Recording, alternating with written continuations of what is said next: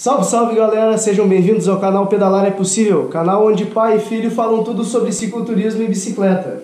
E o assunto de hoje é... Perrengues, o assunto de hoje são os perrengues. Roda a vinheta!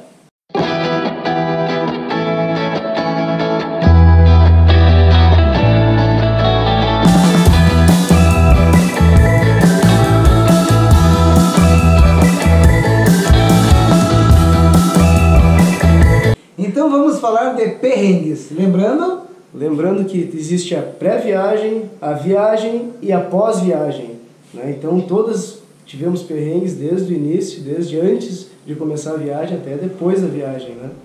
Na pré-viagem, o primeiro grande perrengue, que quem está se preparando aí para fazer uma cicloviagem, a nossa foi de Itajaí a Ushuaia, em 2016. E o primeiro perrengue foi financiar a viagem. Mas a gente já falou disso em outro vídeo. Ele vai estar em algum lugarzinho da tela aí, é só vocês clicar. E aí vocês já vão poder ver tudo isso sobre como financiar a sua viagem. E ele também, como os outros perrengues, deram tão certo que tivemos lições e aprendemos muito. Foi uma maneira de divulgar o projeto, foi vendendo as rifas lá, então teve o lado positivo desse perrengue. Esse foi o primeiro. Como a maioria dos perrengues que a gente passou e que a gente vai contar aqui hoje, tiveram seus lados bons, né? Desenrolaram muito bem.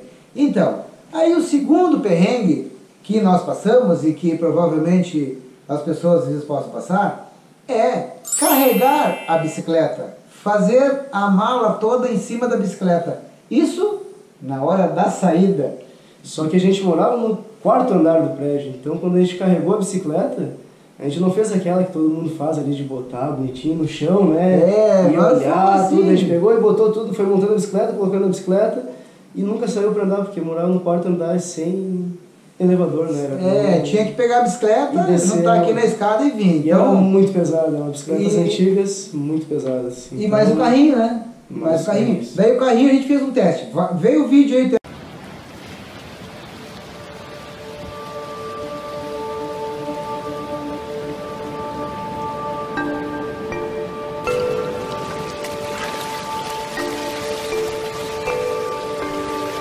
E pronto, está testado o carrinho. Na hora de sair, começamos tudo que tinha que levar, começamos a carregar no carrinho, nas bicicletas e não coube tudo. Na hora de sair, 6 horas da manhã, no dia 22 de fevereiro de 2016, partindo para o Ushuaia, não coube a carga em cima.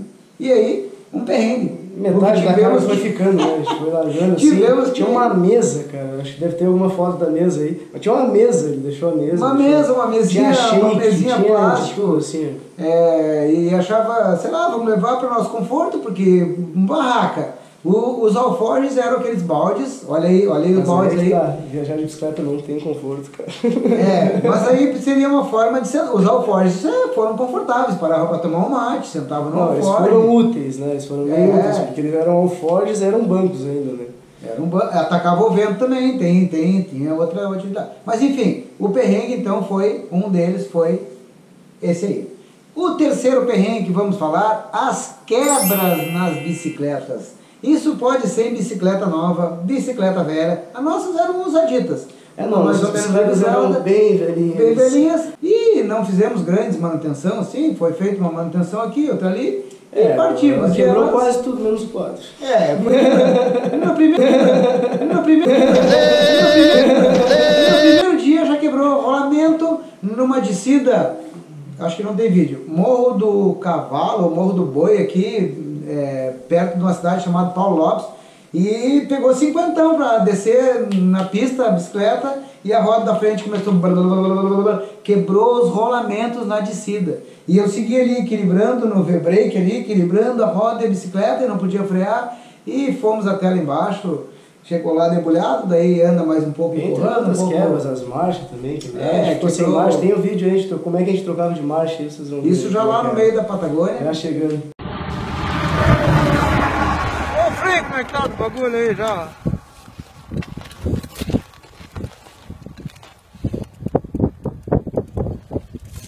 Assim que a gente troca de marcha. Trocou de novo.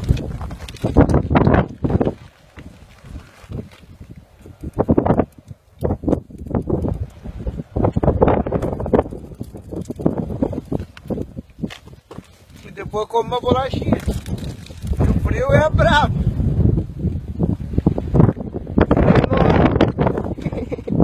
Freio só para atrasar a viagem. Acabou o freio. Tem um bolachinho que quebrou o carro da bandeira, o vento quebrou até a bandeira. Depois fomos desligando os freios porque... A roda ficou torta. Não chegou a ser um perrengue ficar sem freio, porque o freio só atrasava a viagem. Na realidade, nós tínhamos que andar e andava. As botas eram boas.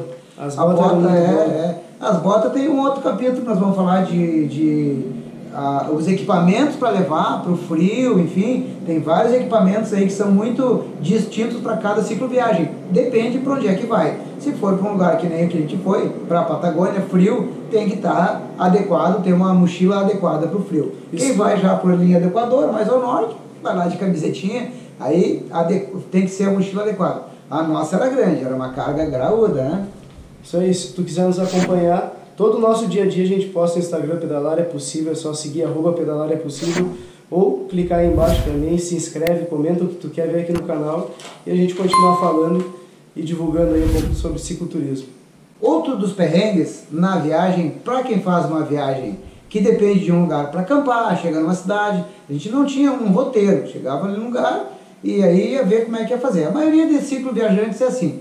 E às vezes chegava meio tarde num lugar na cidade e ficava apertado para arrumar um lugar para dormir. Um dos primeiros perrengues desse, nós chegamos em Pão de Açúcar.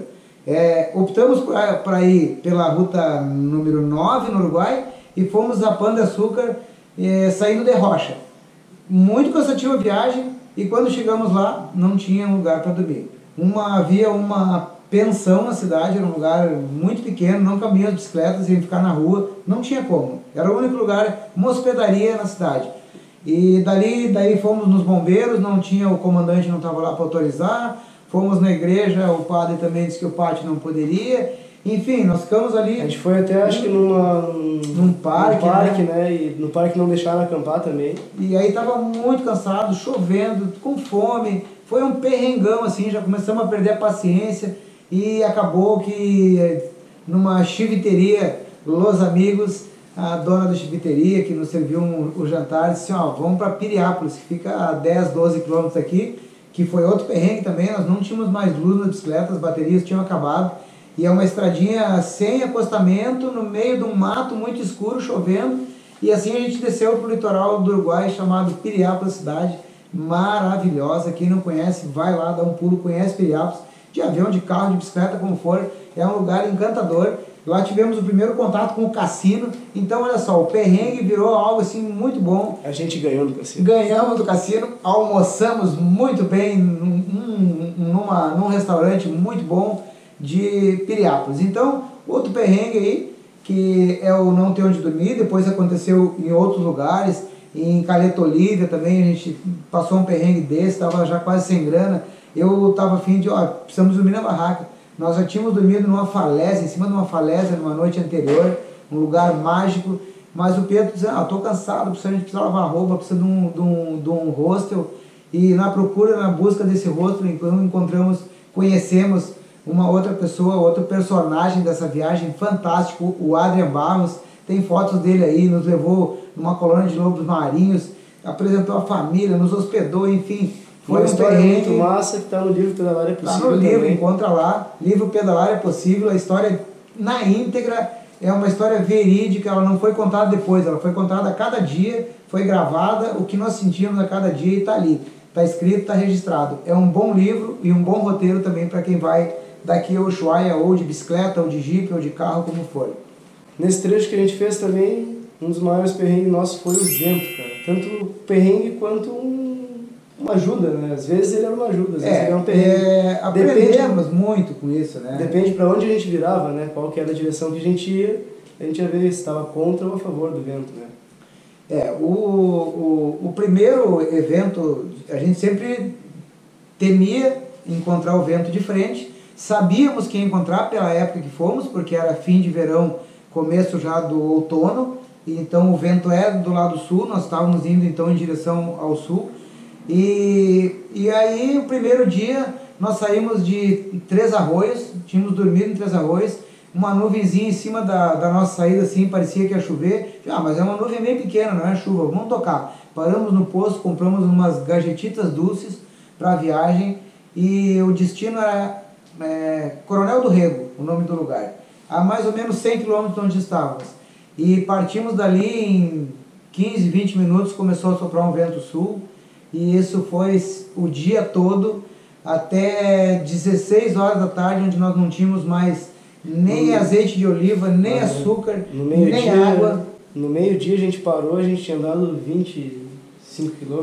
Nós já teríamos normalmente andado uns 60, né? 70. Normal, com vento a favor, uns 100 a gente chegou a andar com vento a favor. Mas com ele contra, a gente tinha andado 20 e poucos e já estava pensando em desistir ali do dia, né? Parar um pouquinho ali no dia e ficar por ali, né? Desistir da viagem nunca pensamos, em nenhum momento. Mas aquele lugar ali, mas o lugar era muito, muito sem recurso. Era uma espécie de um armazém, assim, fora da cidade, né? E tinha uns vidros de azeite de oliva na parede. Por sorte compramos um, que foi um dos alimentos que eu usei como energia nessa luta com o vento. Então essa foi o primeiro perrengue do vento. E também ensinamentos disso, quando a gente está com alguma situação contra, né, o que diz um velejador, tem que ajustar as velas, né? E nós contra o vento não tinha muito que ajustar. O único ajuste que podíamos fazer era pedalar mesmo. Era acertar a marcha, fazer a força que fosse necessária e enfrentar. E assim enfrentamos e vencemos, tanto que estamos aqui contando. Ainda paramos a cidade de Elo Perdido, né? E aí descobrimos, então todos esses perrengues, no fim das contas, né, acontecem coisas maravilhosas. Eu vou tentar procurar alguma foto aí de Elo Perdido no mapa, mas eu acho que naquela época a gente não achou, né? No GPS não existia Elo Perdido e por algum motivo aquela cidade estava ali e o vento soprava a favor para nós entrar na cidade. Nós estávamos já exaustos, não tinha mais água, não tinha mais a gajetita, as bolachinhas doces tinham terminado. Eu tinha tomado o azeite. Não, eu lembro da cena, eu tô comendo açúcar. Comendo açúcar, porque é uma energia rápida o açúcar. E era o que tinha. Tinha que comer o que tinha ali. E então foi o consumo de energia foi muito mais além. Era como um carro tá terminando a gasolina, era nós. Nós vimos já sem potência nenhuma. E não existia no GPS, a gente sempre se olhava antes de onde saía, de uma cidade para outra, qual era o caminho. E nesse caminho não existia nenhuma cidade, era Três Arroios e Coronel do Rego. E essa 16 horas da tarde nós avistamos uma placa chamada Elo Perdido, não existia no GPS. Aí paramos no trevo, o vento soprava para dentro da cidade, e daí abordamos uma caminhonete de uns bolivianos lá, tinha uma feição de bolivianos assim, a gente perguntou qual era a distância, é 8 km para dentro, tinha um lugar lá para comprar alguma coisa para comer e alguma possibilidade de dormir ali. E o vento nos arrastou para lá, foi maravilhoso. Quando saímos de lá, ainda faltava 25 quilômetros. Os 8 de volta, a gente fez então fez 16, né, 8 a mais. Mas quando voltamos para a BR, já entrando, o sol já sumindo, assim, anoitecendo, muito cansado, mas o vento havia parado. E isso nos permitiu fazer esses 28 quilômetros depois dessa parada em Elo Perdido. Um outro perrengue chegou lá, que a gente chegou de mais ou menos uns 100 e poucos quilômetros. Contra o vento. Contra o vento. Teve a previsão daquele dia era de 48 km por hora o vento sul. Então nós enfrentamos provavelmente o dia todo pedalando contra um vento de 48 km por hora. Realmente é um perrengue. E quando chegamos em Rio Gardego, um outro perrengue, nós não conseguimos onde dormir. Estávamos exaustos em Coronel do Rego. Nesse primeiro dia do vento. Aí um posto que nos indicaram tinha um camp, não era um camp, na realidade era só um lugar que tu podia colocar barraca, mas não tinha luz, não tinha chuveiro, não tinha nada. Era um campo. O que não deixou nós ficar lá foi não ter chuveiro. A gente queria tomar um banho. Precisava, estava molho. Aí fomos até uma hospedaria, mais ainda depois da cidade, ainda pedalamos mais uns 4 km. Aí chegamos num lugar que não era barato, mas era um quarto com ar quente, maravilhoso, deu para lavar a roupa, comer uma comida. Fizemos uma comida no quarto, mesmo num hotel, num hostel, nós fazíamos o nosso alimento. Nesse dia não variou, foi uma polenta. Fizemos uma polenta no quarto, comemos, e daí no outro dia, café da manhã, conhecemos um casal de australianos de 65 anos de idade, tinha cada um numa moto, estavam fazendo a Ushuaia ao Alasca. Esse foi um outro perrengue que se tornou, no fim, um dos perrengues do vento, que todos, no fim, deu tudo muito certo. Sim. E tivemos, na realidade, grandes lições desses perrengues. Um outro perrengue que passamos na Ruta 3, acostamento? Isso, nos avisaram, na verdade, que a Ruta 3 era uma parte mais perigosa, que não era por onde os ciclistas iam, né? A gente até recebeu uma mensagem de uma ciclista, não sei de onde que ela era, mas a gente recebeu no Facebook. Ela nos avisou para nós ir pela Ruta 40, mas mesmo assim a gente decidiu ainda ir pela Ruta 3. Porque era, né? O primeiro, os cabeção aqui é o seguinte, quando é o dia que ele disse, vamos viajar de bicicleta para o Ushuaia de Itajaí, fomos lá no Google, Itajaí, Ushuaia, deu aquela linha, costa leste, beira do mar, vamos comprar um caniço e vamos por ali, se tocamos por ali. E fomos avisados, olha, a Ruta 3 ela não é muito apropriada para ciclismo. Deu tudo certo, mas ela é uma ruta perigosa. Mas por não ter acostamento, acabou que gerou alguns perrengues, e um dos perrengues foi levar um tombo no meio da ruta. Tombo, né? eu nem sei se tombo é uma fatalidade ou é um perrengue, mas vamos incluir ele nos perrengues, porque não vamos fazer um capítulo de tombo, né? Não, vamos fazer um capítulo de perrengue. O tombo, então, vai entrar no perrengue. Saindo de Las Flores, o acostamento nos assustou, porque andou um tempo sem nada de acostamento, era uma parte de rípio muito ruim, e, pô, se daqui até o Ushuaia agora de pista assim, simples também, né? Pista simples, não era pista dupla. Sendo uma ruta nacional, né? Então cruzava caminhão o tempo todo. Né? Ruta nacional número 3 na Argentina, ela não é pista dupla, ela é... Algumas partes, né? Algumas partes. Mas na maioria, ela 3.000 quilômetros dela é pista simples. Perigosa. E ela, por ter um desnível ali do acostamento, não ter o acostamento, ter um desnível, foi onde tu escapou a bicicleta, escapou o pneu de trás ali, ele caiu. Ele não era um acostamento apropriado, na realidade, para bicicleta, porque vinha no asfalto, num terreno firme, e quando saí do acostamento pela primeira vez, porque vinha caminhão na pista, o Pietro gritou, um gritava pro outro, eu saí do acostamento da pista para o acostamento e era uma terra solta. A bicicleta enterrou e eu caí para dentro da pista ainda. Eu vim atrás, o que eu tive para fazer, o que eu pude fazer ali foi ir para o meio da pista e parando e freando, né? Para que se viesse alguém atrás já avisasse, né? E nisso deu uma esfolada no joelho, foi o primeiro tombo, depois caí mais alguns, caí lá no centro de Las Flores também, caiu um tombo e bati, por andar muito pertinho, essa aí também é uma dica, andava muito perto dele, então na estrada a gente estava acostumado, no ritmo, estava bem pertinho um pneu do outro no ritmo, mas dentro da cidade, dá uma pedalada e para, e como a bicicleta com muito peso parou de pedalar, ela dá uma freada automática, inércia, e eu via bem coladinho nele, já de noite, andando dentro da cidade de Las Flores, e aí ele deu essa pedalada e a bicicleta segurou e eu encostei, mas só encostei o pneu na dele e acabei caindo também dentro da cidade, derrubando. O inconveniente da cicloviagem, da maneira que a gente fez, que não eram baldes, enfim, coisas bem improvisadas mesmo, quando caiu um tombo, caíam as coisas pela estrada. Mas deu para juntar tudo, funcionou, deu certo, e nenhum dos tombos nos impediu de prosseguir. Nenhum foi um empecilho, todos foram tombos leves, mesmo que a gente não usava equipamento, né? Nós vamos ter que falar disso uma outra hora. Equipamentos nós não usávamos, luva saindo daqui, depois não usava mais, capacete, nada. Então deu tudo certo, mas a gente vai falar disso, vai pedir opinião e vamos falar muito de equipamento, o que realmente é necessário e o que realmente precisa para uma cicloviagem. Mais um perrengue. Qual é esse? O relacionamento. O relacionamento. Esse é para quem viaja com 2, 3, 4, 5 pessoas ou grupo. Quem viaja sozinho não tem problema de relacionamento. A maioria do que a gente conheceu viajavam sozinhos, dos cicloturistas, né? Ou em casal, mas em amigos assim, muito difícil, né? Muito difícil. E o que a gente ouviu falar também de outros, vamos dar um exemplo assim, chegamos numa fábrica de azeite de oliva, numa parte lá perto de Viedma, ainda na província de Buenos Aires, e havia uma brasileira que trabalhava lá, nos recebeu, enfim. Elas, não, passou aqui há pouco tempo um grupo de brasileiros também indo para o Ushuaia e estavam se desentendendo muito. Bom, um dos perrengues de quem viaja em grupo, me parece que é comum essa questão de ter uns picos, algumas faíscas no relacionamento. Muito pelo exercício, é muita força física, é fome. Então, decisões a todo momento, né? A fome é muito crucial, assim. Decisões aos cegos, né? Porque tu decide sem saber, às vezes, para onde tu vai, ou se tu vai continuar, se tu não vai.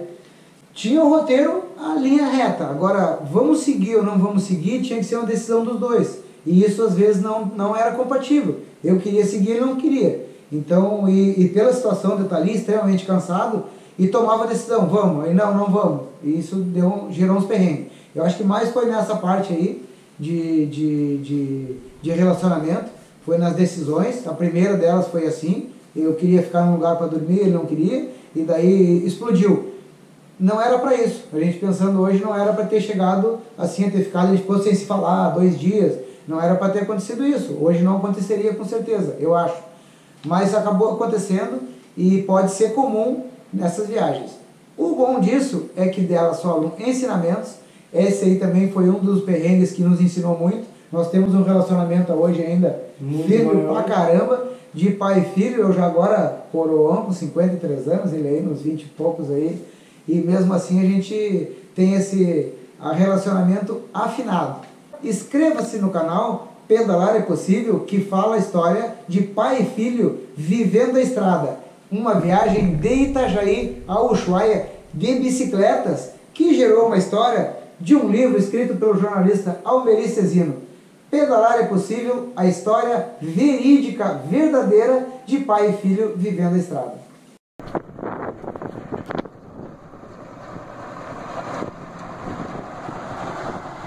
Daí, bro!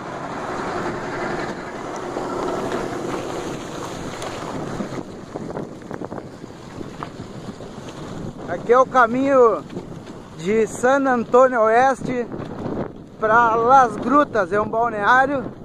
Hoje é quinta-feira de manhã, é jueves, é feriado na Argentina, quinta, sexta, sábado, domingo, feriado de Páscoa. E estamos indo para esse balneário aí. Chegamos aqui de trem, de Viedma a San Antônio, pousamos em San Antônio e agora estamos indo para o balneário. Uma estrada de ripa, já furou um pneu aqui, são 18 quilômetros assim, e passamos aí pelo caminhão do filme do Mad Max. Aí, valeu galera!